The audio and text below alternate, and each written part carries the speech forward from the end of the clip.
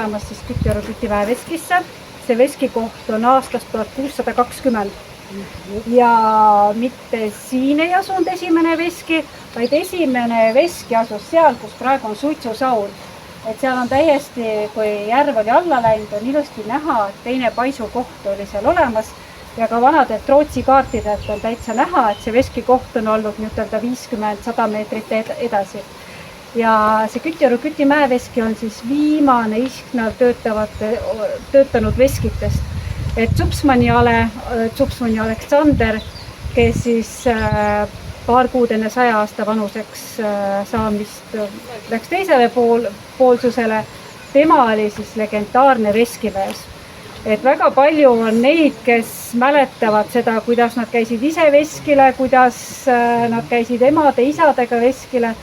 Et täna on siin veskis kõik need seadmed, mis Aleksandrist jäid ja kui meie 2016 sügisel selle ostsime, siis pärijad näitasid meile, kuidas veski töötab. Tegime ka ühe koti püüli, aga kahjuks pidime pooleli jätma, sest rotid olid siin 5 aastat oli see veski seisnud, oli teinud siin ikkagi nii korralikku tööd, et meil oli tõeline tuleplahvatus, sest kõik need suured juhtmed, mis siin veskis olid, need olid rottidel läbi näritud. Ja praegu liigume me siis edasi mööda Kütioru matkarada järgmise veskikohani, aga enne teeme peatuse ühel kuulsal Tsõõriplatsil. Pikte oota, püüan selle toole lõppu vist. Pikte oota, ei saa oodatud oma ootamist. Pikte oota, millal mees saab. Kuid pikte kutsu minna, ma pean lahkuma.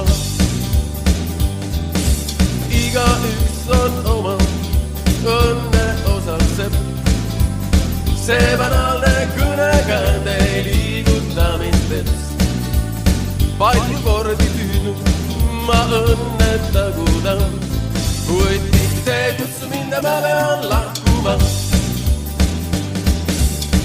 Pikte oota, iial selle toole lõppu vist.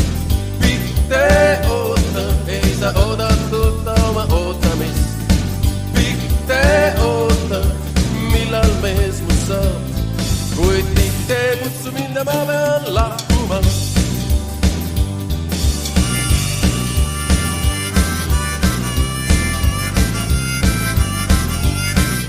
Ja nüüd oleme siis ajaloolised Tsõõriplatsi peal. 20-ndatel, kui noored olid sõjast tagasi tulnud noored mehed, siis hakkasid nad endale tegevust otsima. Ja leiti üks platsikene, mida hakati siis öösel hobestega, isade teadmata, sest päeval oli tarvis tööd teha, aga öösel oli midagi tarvis, hakati siia tegema tantsuplatsi. Ja kui see asi ametlikuks sai või avalikuks sai, siis tegelikult talumine möldrimees Melts kinkis selle platsi küla noortele. Tema järgi ongi Kütiorg oma nime saanud. Kütiorg tuli üldse kirjapilti 60-ndatel. Enne seda kutsuti neid kohti külade järgi. Oli Noodas org, siis oli Holsta org, ja Koloreino org, et siin Kütiorgu kui sellist ei olnud.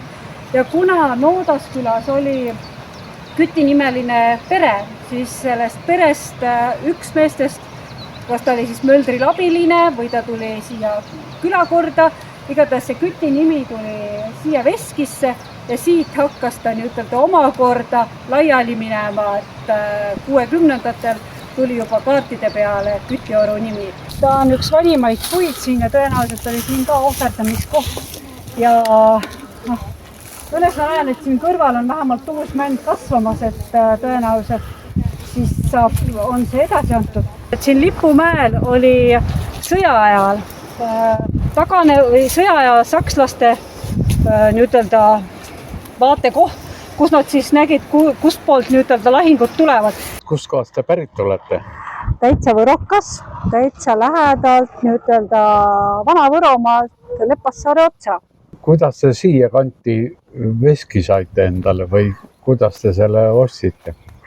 no tuli nii välja, et elutee viis Tallinnasse ja kuna sugulased, lähedased, kõik on siinkandis ja me oleme hästi lähedased oma sugulastega, siis tundus, et siia Lõuna-Eestisse tuleks ikka üks väike pensionisammas ära soetada ja tahtsin väikest maakohta.